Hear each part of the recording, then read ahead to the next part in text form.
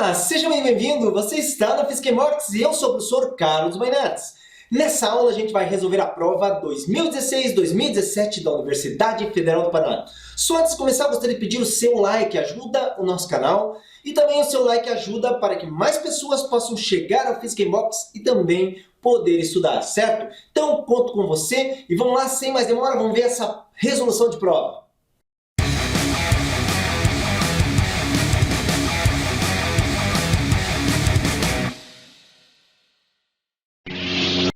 Uma mola de massa desprezível foi presa a uma estrutura por meio da corda B. Um corpo de massa M igual a 2.000 gramas está suspenso por meio das cordas A, C e D, de acordo com a figura ao lado, a qual representa a configuração do sistema após ser atingido o equilíbrio. Considerando que a constante elástica da mola é 20 newtons por centímetro, e a aceleração gravitacional é 10 metros por segundo ao quadrado, assinale a alternativa que apresenta a deformação que a mola sofreu por ação das forças que sobre ela atuaram, em relação à situação em que nenhuma força estivesse atuando sobre ela. Considere ainda que as massas de todas as cordas e da mola são irrelevantes. Bom, na solução desse problema, para encontrar então a deformação sofrida pela mola, o primeiro passo é fazer o diagrama de forças. Esse sistema de equilíbrio, então, observe que nós temos aqui a mola, e na mola nós observamos uma força elástica. O ângulo aqui, 30 graus com a horizontal, também representado 30 graus com a horizontal, a força elástica. Aqui, no cabo A, nós temos a força de tração, e o ângulo, no caso, é de 60 graus com a horizontal, e verticalmente para baixo o peso. Desse modo, então, sabendo que o sistema está em equilíbrio, nós aplicamos a seguinte ideia.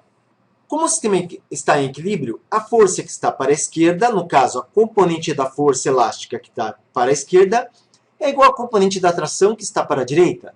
De modo que nós podemos dizer que força elástica vezes o cosseno de 30 graus é igual a tração vezes o cosseno de 60 graus. Desse modo, então, nós temos que a força elástica multiplicada por a raiz de 3 sobre 2 é igual a tração vezes meio. Observe que aqui dá simplificação e chegamos a uma primeira relação em que a tração é igual a raiz de 3 que multiplica a força elástica. Bom, agora nós podemos pensar na vertical, em que a força tem um componente aqui vertical que é seno. Então, FE, seno de 30 graus, somado a tração, também 60 graus, a componente vertical é seno, tração, seno de 60 graus, isso é igual ao peso. Logo temos força elástica vezes meio, mais a tração. Tração é raiz de 3 vezes FE, então a raiz de 3 que multiplica FE vezes 160, raiz de 3 sobre 2, igual ao peso P. Observe aqui que nós temos a raiz de 3 vezes raiz de 3, que é a raiz de 9, e a raiz de 9 é 3. Logo, FE sobre 2 mais 3FE sobre 2 igual ao peso, meio mais 1,5, 2FE igual ao peso. Agora, desenvolvendo, nós temos duas vezes a força elástica K, constante elástica, vezes x, deformação, que é o que a gente procura, igual a massa vezes a aceleração da gravidade. Duas vezes o K. Cuidado, pois o K é 20 newtons por centímetro. Transformando isso, no caso, vale 2.000 newtons por metro, vezes x, que é igual a massa de 2.000 gramas. Então, são 2 quilogramas vezes a gravidade, que vale 10. Observe que x, então, é a razão entre 20 e 4 1000. Ainda podemos simplificar, de modo que teremos 1 sobre 200, ou x igual a 0,005 metros. Em centímetros, para chegar na resposta, 0,5 centímetros. E daí a nossa primeira questão resolvida, alternativa A. A utilização de receptores GPS é cada vez mais frequente em veículos. O princípio de funcionamento desse instrumento é baseado no intervalo de tempo de propagação de sinais, por meio de ondas eletromagnéticas, desde os satélites até os receptores GPS. Considerando a velocidade de propagação da onda eletromagnética como sendo de 300.000 km por segundo e que, em determinado instante, um dos satélites encontra-se a 30.000 km de distância do receptor, qual é o tempo de propagação da onda eletromagnética emitida por esse satélite GPS até o receptor? Então observe que essa aqui é uma questão simples de velocidade média, onde a velocidade da luz sendo constante, nós então podemos escrever que velocidade é espaço dividido pelo tempo. Desse modo, nós temos 300.000 km por segundo, aqui não há necessidade de transformação, que é igual ao espaço de 30.000 km. A transformação não é necessária, pelo fato de ser 300.000 km e aqui 30.000 km. Isso pelo tempo ΔT. Agora, ΔT sobe, 300.000 desce, então fica 30.000 por 300.000. E nesse caso, simplificamos os zerinhos, 4 zeros para simplificar, aqui 1, 2, 3, 4, ficamos com 3 divididos por 30, ΔT igual a 0,1 segundo.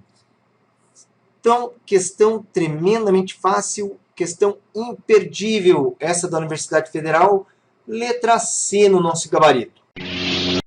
4 resistores, cada um deles com valor R, estão conectados por meio de fios condutores ideais, segundo o circuito representado na figura abaixo. O circuito é alimentado por um gerador ideal que fornece uma tensão elétrica constante. Inicialmente, o circuito foi analisado segundo a situação 1 e, posteriormente, os pontos A e B foram interligados por meio de um fio condutor de acordo com a situação 2. Com base nessas informações, identifique como verdadeiras V ou falsas F as seguintes afirmativas. Bom, vamos analisar as afirmativas uma a uma, mas antes de analisar as afirmativas, vamos aqui encontrar a resistência equivalente para cada uma das situações, certo? Então, para a primeira situação, observe que nós temos aqui, pelo caminho, vamos dizer caminho A, nós temos uma ligação em série e pelo caminho B também em série. E, naturalmente, a parte de cima está em paralelo com a parte de baixo. Aqui observe que é muito simples ver que R com R nós temos 2R, e embaixo 2R, 2R nós temos 4R. Em paralelo, se nós temos 2R e 4R, podemos fazer produto pela soma, onde a resistência equivalente é o produto 2R que multiplica embaixo 4R pela soma 2R mais 4R, de modo que a resistência equivalente corresponde a 8R ao quadrado sobre 6R. Simplificamos R ao quadrado com R, 8 com 6, onde temos 4 e 3, e observe que a resistência equivalente para o primeiro vale 4R dividido por 3. Agora, no segundo circuito, me acompanha aqui o cálculo, olha só, No segundo circuito, primeiramente, observe não havendo resistência no caminho de A para B, então podemos pensar como um ponto em comum. Logo, temos paralelo e paralelo, e exatamente igual os trechos em paralelo, certo? Então, primeiramente, eu vou chamar aqui de RP, a primeira partezinha em paralelo, fazendo também produto pela soma, nós temos R que multiplica 2R sobre R que soma a 2R. Desse modo, esse RP fica 2R quadrado sobre 3R. Da mesma forma, simplificamos R quadrado e R. E temos um resultado aqui que corresponde a 2R sobre 3. Mas presta muita atenção que nós resolvemos esse pedaço. Esse é igual e esse pedaço está em série com esse. Logo, a resistência equivalente na situação 2 é 2R sobre 3 mais 2R sobre 3. A resistência equivalente, então, vale, somando 2 com 2, 4R, uma vez que os denominadores são iguais, repetimos, 4R sobre 3, também 4R sobre 3. Observa aqui, olha só, mesma resistência equivalente. Analisando a primeira, a intensidade de corrente no gerador é a mesma para as duas situações? A resposta é sim, pois as resistências equivalentes nos dois casos é a mesma, então verdadeiro. Certo? Segundo, ao se conectar o fio condutor entre os pontos A e B, a resistência elétrica do circuito diminui. Observe que, como nós já encontramos a resistência equivalente, aqui não conectado, o que conectado deu a mesma coisa, então falso. Na segunda. Na terceira, na situação 2, a intensidade de corrente elétrica no gerador aumentará em relação à situação 1. Como as resistências equivalentes são iguais, não aumentará, portanto, falso também. E na última, a diferença de potencial na situação 1 é maior que zero. A diferença de potencial, então, pode ser calculada da seguinte maneira. Olha só, como eu quero saber qual é o potencial em A e qual é o potencial em B, observa que eu vou mostrar uma coisa para você aqui. Nós temos, nesse ponto, eu vou chamar de potencial V, e pelo caminho, tá? Pelo caminho A, vamos chamar esse ponto A, caminho A, então nós temos uma resistência R, de forma que eu posso escrever aqui V menos VA é igual a R que multiplica I, certo? Agora, eu gostaria que você observasse o seguinte. Como nós temos aqui R, e R, que é 2R, e aqui é 4R, a corrente ela é esperta, ou seja, ela é inversamente proporcional à resistência. Então, se aqui passar uma corrente I, nesse caso aqui, a corrente que passaria seria I divididos por 2, dobro da resistência, metade da corrente. Dessa forma, então, observe que, fazendo V menos VA RI, então nós temos V, né, menos VA, só tem uma resistência R e a corrente I. Agora observe aqui, essa é, no caso, pelo caminho A. No caminho B eu faço V menos VB igual. Olha o caminho B aqui, ó, 2R. Então, 2R vezes a corrente I sobre 2. E isso é pelo caminho B. Observe que dá para simplificar 2 com 2, de forma que eu também fico com RI e RI, mostrando nesse caso que V já é um ponto comum, logo a conclusão é que VA é igual a VB.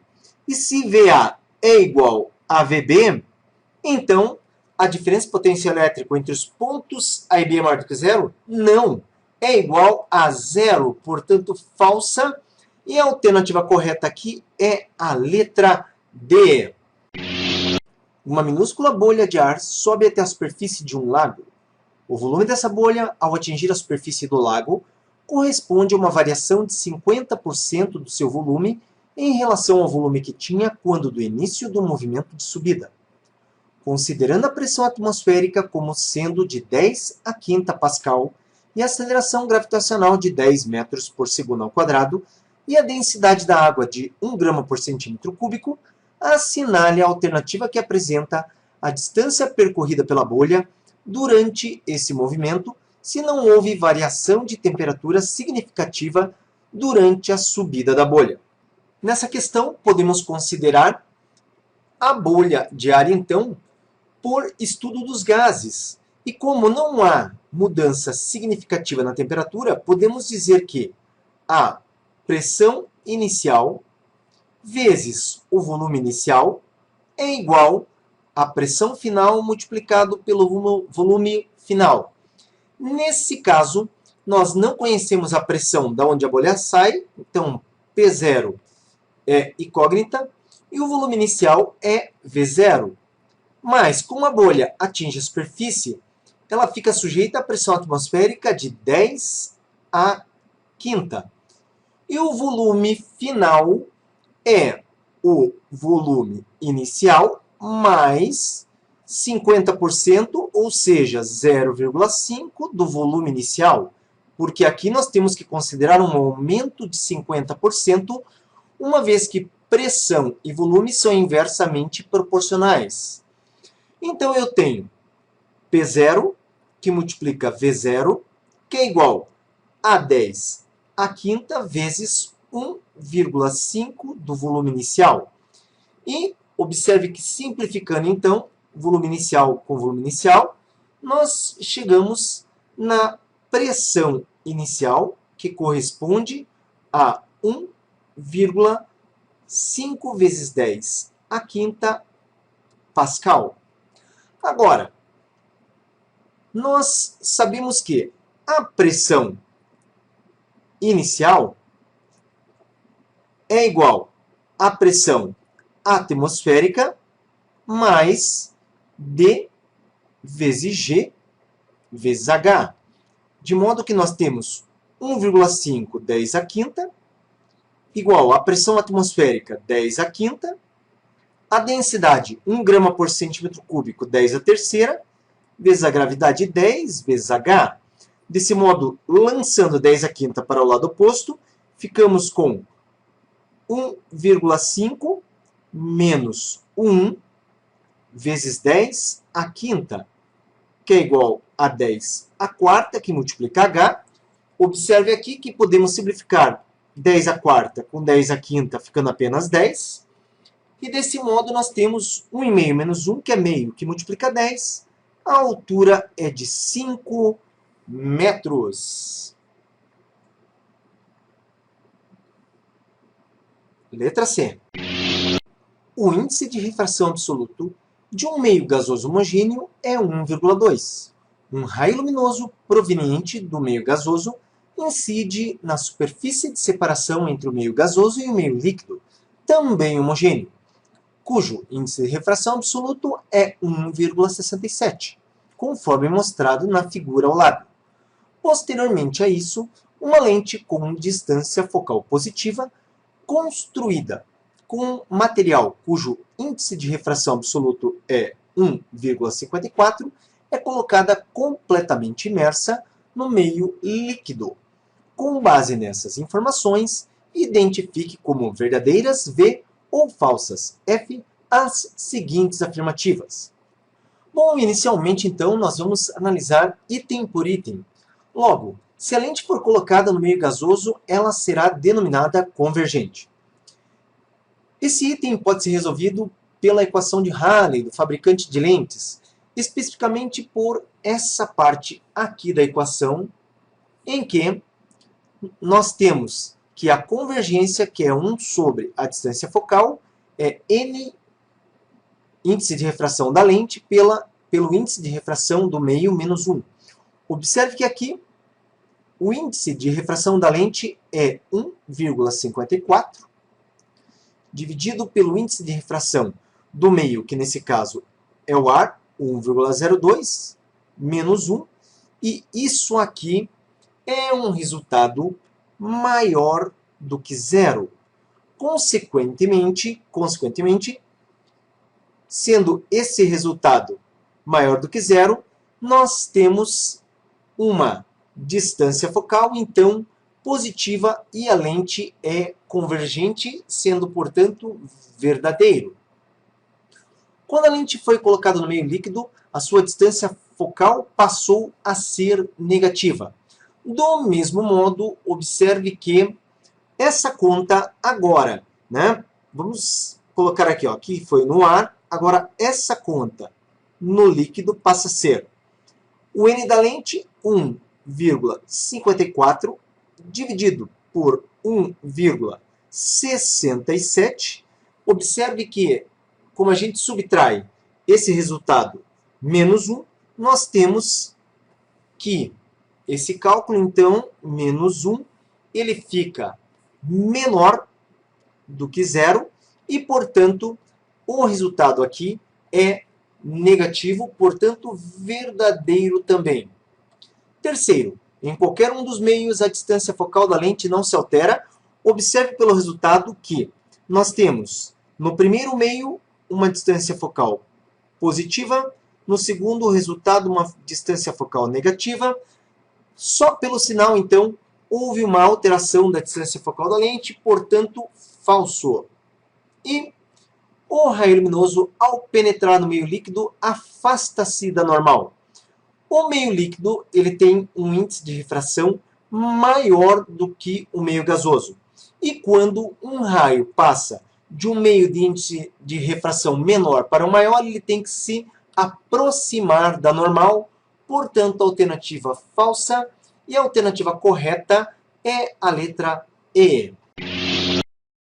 Vários turistas frequentemente têm tido a oportunidade de viajar para países que utilizam a escala Fahrenheit como referência para medidas da temperatura, considerando-se que quando um termômetro graduado na escala Fahrenheit assinala 32 graus Fahrenheit, essa temperatura corresponde ao ponto de gelo, e quando assinala 212 graus Fahrenheit, trata-se do ponto de vapor. Em um desses países, um turista observou que um termômetro assinalava temperatura de 74,3 graus Fahrenheit. Assinale a alternativa que apresenta a temperatura na escala Celsius correspondente à temperatura observada pelo turista. Bom, essa equação pode ser facilmente resolvida fazendo-se a equação C sobre 5, que é igual a F menos 32 sobre 9, que é justamente a fórmula que converte temperaturas de Celsius para Fahrenheit. Logo, Celsius sobre 5 é igual a temperatura em Fahrenheit, que equivale a 74,3 menos 32 divididos por 9. Observe que, isolando Celsius, nós teremos então 5 que multiplica. Fazendo-se essa subtração, nós temos 42,3, esse resultado sobre 9, e com isso nós vamos chegar num valor de 23,5 graus Celsius. Observe que essa resposta, então, pelo nosso gabarito, está na letra C. Entre as grandezas físicas que influenciam os estados físicos das substâncias, estão o volume, a temperatura e a pressão. O gráfico ao lado representa o comportamento da água com relação aos estados físicos que ela pode ter. Nesse gráfico, é possível representar os estados físicos sólido, líquido e gasoso. Assinale a alternativa que apresenta as grandezas físicas correspondentes aos eixos das abscissas e das ordenadas, respectivamente. Essa é a questão mais fácil da nossa provinha da Federal. Esse gráfico ele é característico e observe que nós temos apenas 3 grandezas, volume, temperatura e pressão, mas esse gráfico mostra justamente os estados físicos e as mudanças de estados das substâncias com base no eixo vertical, a pressão, e no eixo horizontal, a temperatura. Portanto, a resposta correta corresponde à letra D, temperatura e pressão. Um objeto sólido com massa de 600 gramas e volume de 1 litro está parcialmente imerso em um líquido, de maneira que 80% do seu volume estão submersos. Considerando a aceleração da gravidade igual a 10 metros por segundo ao quadrado, assinale a alternativa que representa a massa específica do líquido. Observe nessa questão que nós temos um corpo que flutua com 80% do seu volume submerso. Essa questão, então, trata do conceito de empuxo. No conceito de empuxo, nós sabemos, então, que o corpo que está em equilíbrio, nós podemos dizer justamente que o peso do corpo é igual ao empuxo.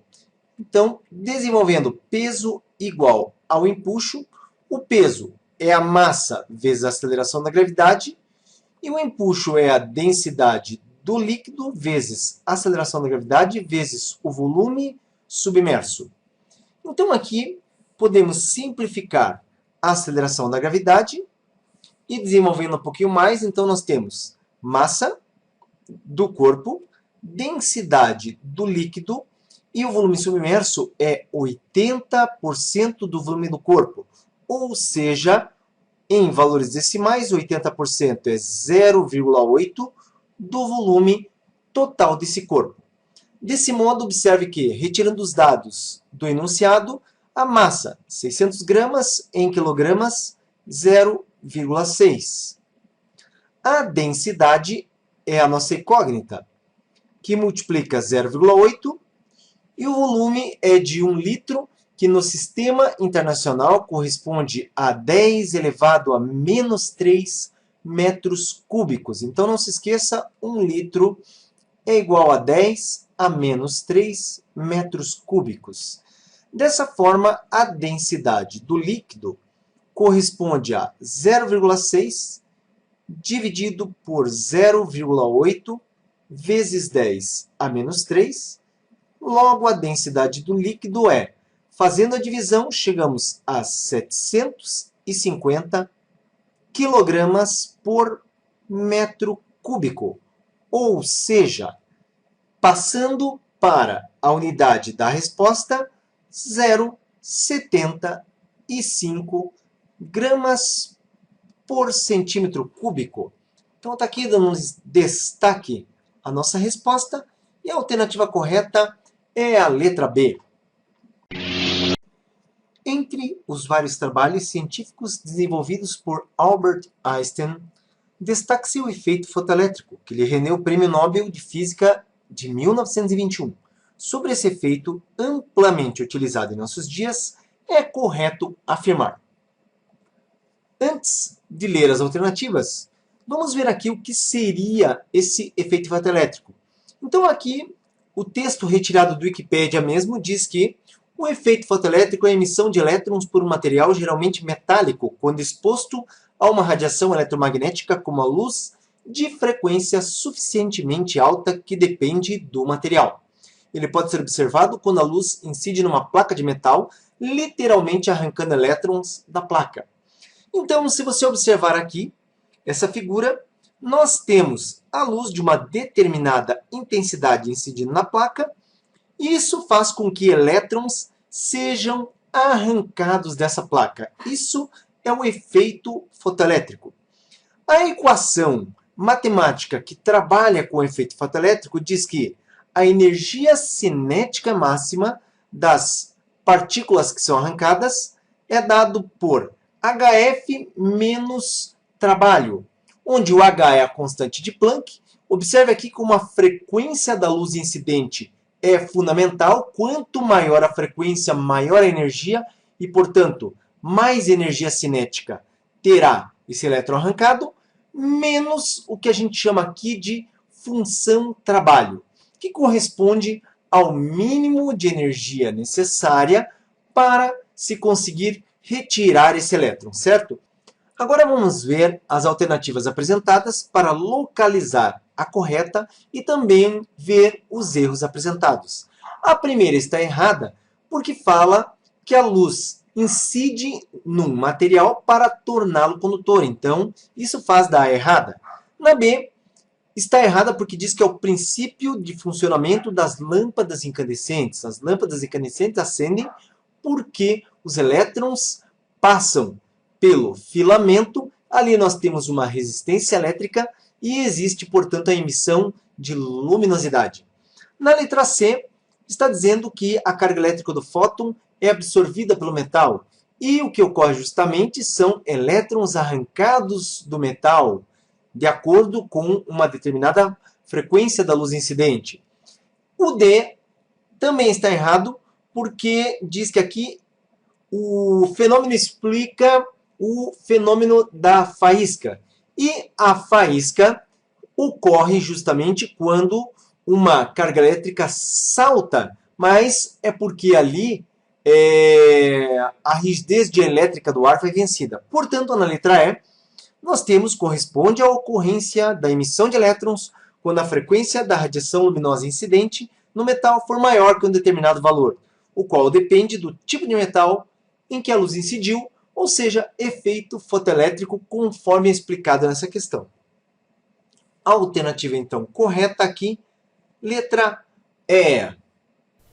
E aí, joinha? Gostou da solução da prova? Pois é, então dá um like para nós, ajuda o canal e ajuda que mais pessoas achem o Física em Box. E nós temos aí, lembrando para você, o nosso site www.fisicaembox.com.br. Lá você pode assistir mais aulas e resolver questões online para se preparar melhor. Então, se você não está inscrito no canal, se inscreve também, dá o seu like e visita o Física em Box site, tá ok? Fico muito feliz de ter visto você por aqui e certamente nos veremos em outros vídeos. Até a próxima!